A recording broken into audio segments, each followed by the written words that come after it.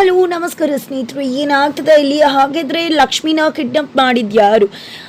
Finally Lakshmi Vaishnav ಕೈಗೆ ಸಿಗ್ತಾಳ. ಈ ಕಡೆ ವೈಷ್ಣವ್ ಅನುಮಾನ ಯಾರ ಮೇಲಿತ್ತು, ಆದರೆ ಮಾಡಿದ್ಯಾರು? ಇದು ಎಲ್ಲವನ್ನ ಕೂಡ ತಿಳ್ಕೊಬೇಕು ಅಂದರೆ ಈಗಲೇ ನಮ್ಮ ಈ ಚಾನಲ್ನ ಸಬ್ಸ್ಕ್ರೈಬ್ ಮಾಡಿ, ಹಾಗೆ ಈ ಒಂದು ವಿಡಿಯೋವನ್ನು ಪೂರ್ತಿಯಾಗಿ ನೋಡಿ. ಇಲ್ಲಿ ಸೂಪರ್ ಜೋಡಿ ಕಾಂಪಿಟೇಷನಲ್ಲಿ ಹೀಗೆ ಇರಬೇಕು ಅಂತ ಹೇಳಿ ಕಾವೇರಿ ಅವರು ಪಕ್ಕಾ ಪ್ಲಾನ್ ಮಾಡ್ತಾರೆ. ಸ್ವಲ್ಪ ವಿಭಿನ್ನವಾಗಿ ಅಲ್ಲಿ ಅಂಡರ್ಸ್ಟ್ಯಾಂಡಿಂಗ್ ಕ್ವೆಶನ್ಸು ಜಾಸ್ತಿ ಇರಲಿ ಅಂತ. ಆದರೆ ಇಲ್ಲಿ ಕಾವೇರಿ ಅವರು ಖಂಡಿತ ಹೇಗಾದರೂ ಮಾಡಿ ಮತ್ತೆ ವೈಷ್ಣವ್ ಮತ್ತು ಲಕ್ಷ್ಮಿನ ದೂರ ಮಾಡಬೇಕು. ನನ್ನ ಮಗನಿಗೆ ಅವಳು ಕರೆಕ್ಟ್ ಪೇರ್ ಅಲ್ಲ, ನನಗೆ ಅವ್ರನ್ನ ಅರ್ಥ ಮಾಡ್ಕೊಳಕ್ಕೆ ಆಗ್ತಿಲ್ಲ ಅನ್ನೋದನ್ನು ಅರ್ಥ ಮಾಡಿಸ್ಬೇಕು ಅಂದ್ಕೊಂಡಿದ್ರೆ, ಈ ಕಡೆ ತಂದೆ ಅವರಿಬ್ಬರ ನಡುವೆ ಪ್ರೀತಿ ಚಿಗುರೊಡಿಬೇಕು. ಅದಕ್ಕೆ ಏನು ಮಾಡಬೇಕು ಅದನ್ನು ಮಾಡಬೇಕು, ಪರಸ್ಪರ ಇಬ್ಬರು ಅರ್ಥ ಮಾಡಿಕೊಂಡು ಪ್ರೀತಿಸ್ಬೇಕು ಅಂತ ಪ್ರಯತ್ನ ಪಡ್ತಿದ್ದಾರೆ. ಅಮ್ಮ ಒಂದಿಕ್ಕು, ಅಪ್ಪ ಒಂದಿಕ್ಕು. ಆದರೆ ಇಲ್ಲಿ ಕಾವೇರಿ ಅವರ ಮುಖ ಸ್ವಲ್ಪ ದರ್ಶನ ಆಗೇ ಬಿಡುತ್ತೆ ಕೃಷ್ಣ ಅವ್ರಿಗೆ. ಅವ್ರು ಹೇಳೋ ಮಾತಿಂದ ಕೃಷ್ಣ ಅವ್ರಿಗೆ ಕೋಪ ಬರುತ್ತೆ. ಬಿಕಾಸ್ ಅಡ್ಜಸ್ಟ್ ಆಗೋದು ತುಂಬ ಕಷ್ಟ. ಅಡ್ಜಸ್ಟ್ ಆಗೋದು ಕಷ್ಟ ಆಗ್ತಿದೆ ಅಂದರೆ ಜೀವನದಲ್ಲಿ ದೂರ ಆಗ್ಬಿಡೋದು ಒಳ್ಳೇದು. ಲಕ್ಷ್ಮಿ ವೈಷ್ಣವ್ ಅಂತಾರೆ. ಹೌದಾ, ಆಗಿದ್ದಿದ್ರೆ ನಿಂಗೂ ಅಮ್ಮಂಗೂ ಅಡ್ಜಸ್ಟ್ ಆಗ್ತಾ ಇರಲಿಲ್ಲ, ಆಗ ನಾನು ಕೂಡ ನಿನ್ನನ್ನು ದೂರ ಮಾಡಿಬಿಡ್ಬೋದಿತ್ತಲ್ವ ಅಂತ ಹೇಳ್ತಾರೆ. ನೀನು ಏನೇ ಹೇಳು, ನೀನು ಏನು ಹೇಳಿದ್ಯೋ ಅದು ಕರೆಕ್ಟ್ ಆಗಿಲ್ಲ. ನಾನಂತೂ ನನ್ನ ಮಗ ಸೊಸೆ ಚೆನ್ನಾಗಿರ್ಬೇಕು ಅನ್ನೋದಕ್ಕೆ ಏನು ಮಾಡಬೇಕು ಅವ್ರು ಒಂದಾಗೋದಕ್ಕೆ ಅದನ್ನು ಮಾಡ್ತೀನಿ ಅಂತ ಹೇಳ್ತಾರೆ. ಇದೆಲ್ಲವೂ ಕೂಡ ಈ ಕಡೆ ನಡೀತಾ ಇದ್ರೆ, ಆ ಕಡೆ ಕೀರ್ತಿ ಅಂತೂ ಹೇಗಾದರೂ ಮಾಡಿ ವೈಷ್ಣವ್ 2 ತಿಂಗಳಲ್ಲಿ ಸೋಲು ಹಾಗೆ ಮಾಡಬೇಕು, ನಾನೇ ಗೆಲ್ಲಬೇಕು, ಅದಕ್ಕೋಸ್ಕರ ಏನು ಮಾಡೋದಕ್ಕೋ ಸೈ ಅಂತ ಹೇಳ್ತಿದ್ದಾರೆ.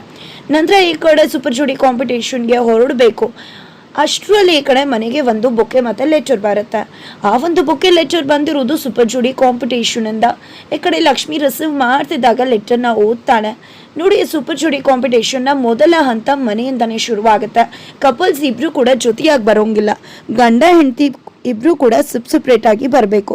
ಇಬ್ಬರು ಕೂಡ ಸಪ್ರೇಟಾಗಿ ಹೋಗಿ ಇಬ್ರಿಗೂ ಇಷ್ಟ ಆಗುವಂಥ ಒಂದು ಗಿಫ್ಟ್ನ ತೊಗೊಂಡು ಬರಬೇಕು. ಬಟ್ ಪರಸ್ಪರ ಇಬ್ಬರು ಕೂಡ ಹೇಳ್ಕೋಬಾರ್ದು. ತುಂಬ ಜೆನ್ಯೂನ್ ಆಗಿರಬೇಕು, ರೂಲ್ಸ್ನ ಫಾಲೋ ಮಾಡಬೇಕು ಅಂತ ಹೇಳಿ ಬರ್ದಿರತ್ತೆ. ಇದರಿಂದಾಗಿ 4 ಕೂಡ ಕೃಷ್ಣ ಹಾಗೆ ಕಾವೇರಿ ಅವರು, ವೈಷ್ಣವ್ ಹಾಗೆ ಲಕ್ಷ್ಮಿ 4 ಕೂಡ ಮನೆಯಿಂದ ಹೊರಡ್ತಾರೆ.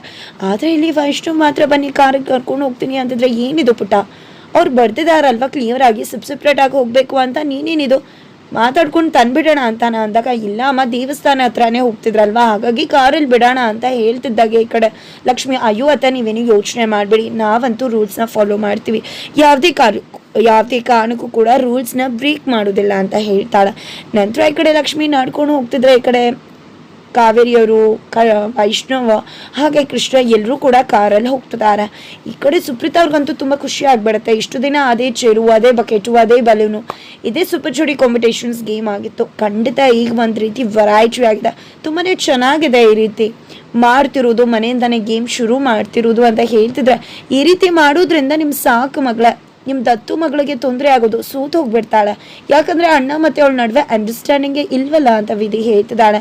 ಆದರೂ ಕೂಡ ಏನೇ ಇರಲಿ, ಖಂಡಿತ ನಮ್ಮ ವೈಷ್ಣವ ಹಾಗೆ ಲಕ್ಷ್ಮಿ ಗೆದ್ದು ಬಂದೇ ಬರ್ತಾರೆ. ಇದು ಅವ್ರಿಗೆ ಮಾಡಿಸ್ತಾಗಿದೆ ಅಂತ ಹೇಳಿ ಈ ಒಂದು ಕಾಂಪಿಟೇಷನ್ನ ಆರ್ಗನೈಸ್ ಮಾಡಿರೋದೇ ಕಾರುಣ್ಯ ಅಲ್ವಾ. ಹೋಗಿ ಒಂದು ಥ್ಯಾಂಕ್ಸ್ ಹೇಳೋಣ ಅಂತ ಅಂದ್ಕೊಂಡು ಕಾರುಣ್ಯ ಅವ್ರಿಗೆ ಕಾಲ್ ಮಾಡ್ತಾರೆ. ಈ ಕಡೆ ಏನಿದು ಕಾಲ್ ಮಾಡಿದ್ದೀರಾ ಅಂತ ಕೇಳ್ತಿದ್ರೆ, ಅದು ಏನೂ ಅಲ್ಲ, ನೀವು ಕಾಂಪಿಟೇಷನ್ನ ತುಂಬ ಚೆನ್ನಾಗಿ ಆರ್ಗನೈಸ್ ಮಾಡಿದ್ರೆ, ಮನೆಗೆ ಬೊಕ್ಕೆ ಕಳಿಸಿ ಅದ್ರ ಮುಖಾಂತರ ಸ್ಪೆಷಲ್ ಗಿಫ್ಟ್ಸ್ನ ತೊಗೊಂಡು ಬರಬೇಕು ಅಂತ ಹೇಳ್ತಿದ್ರೆ, ಏನಿದು ನಾವು ಆರ್ಗನೈಸ್ ಮಾಡಿದ್ದೀವ ಅಂದಾಗ, ಹೌದಲ್ವಾ ನೀವೇ ತಾನೇ ಮನೆಗೆ ಬೊಕ್ಕೆ ಬಂತು, ಲೆಟರ್ ಬಂತು ಅಂತದಾಗೆ, ಹೌದಾ ಏನದು ಸ್ಕ್ರೀನ್ಶಾಟ್ ಮಾಡಿ ಕಳಿಸಿ ಅಂತದಾಗೆ ಫೋಟೋಸ್ ನೋಡ್ತಾರೆ. ಅಯ್ಯೋ ಸುಪ್ರೀತಾ ಸಾರಿ, ಇದನ್ನು ನಾವೇನು ಮಾಡಿಲ್ಲ, ನಮ್ಮ ಕಡೆಯಿಂದ ಯಾವುದೇ ರೀತಿ ಆರ್ಗನೈಸ್ ಆಗಿಲ್ಲ ಅಂತ ಹೇಳ್ತಾರೆ. ಇದರಿಂದಾಗಿ ಸುಪ್ರೀತಾ ಅವ್ರಿಗೆ ಶಾಕ್ ಆಗುತ್ತೆ. ಹೇಗೆ ಸಾಧ್ಯ, ಯಾರು ಇದನ್ನು ಮಾಡಿದ್ದು, ಯಾರು ಇದನ್ನು ಕಳಿಸಿದ್ದು ಅಂತ.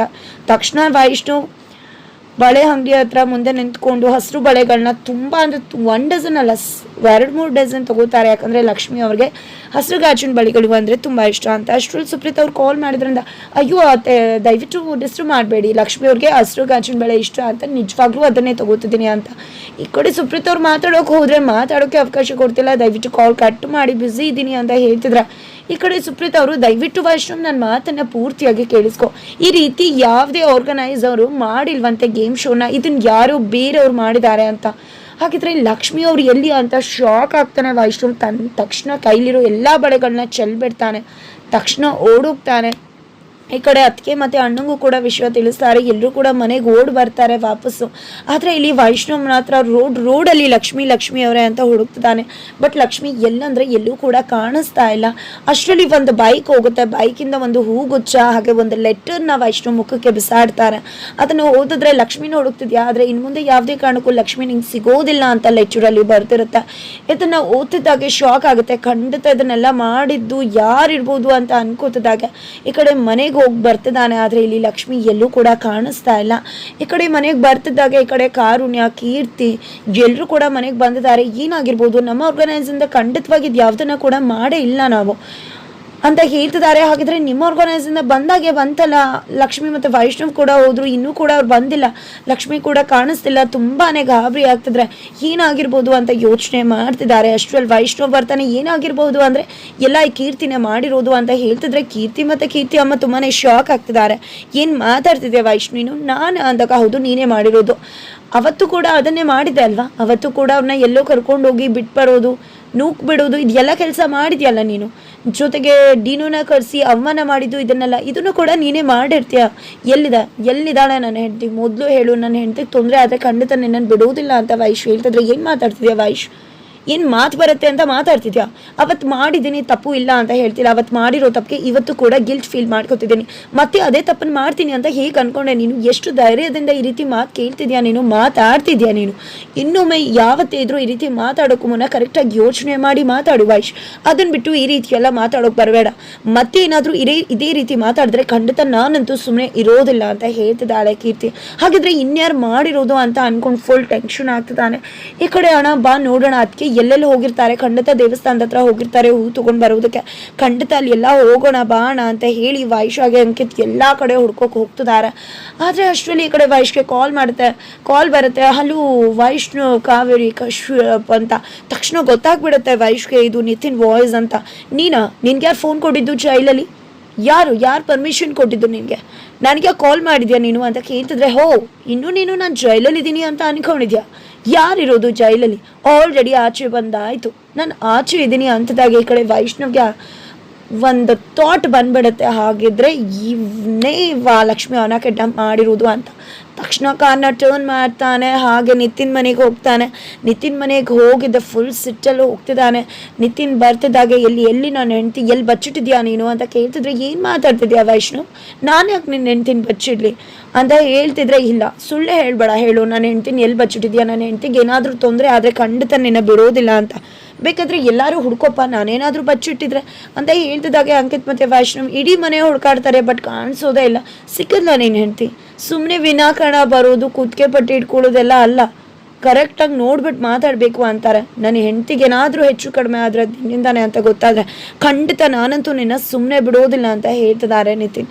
ನಂತರ ಈ ಕಡೆ ವೈಷ್ಣವ ಹಾಗೆ ಅಂಕಿತ್ ಹೊರಗಡೆ ಬರ್ತಾರೆ. ಎಲ್ಲಿ ಕಾಣಿಸ್ತಿಲ್ವಲ್ಲ ಲಕ್ಷ್ಮಿಯವರು, ಇನ್ನೂ ಕೂಡ ಕಾಣಿಸ್ತಿಲ್ಲ.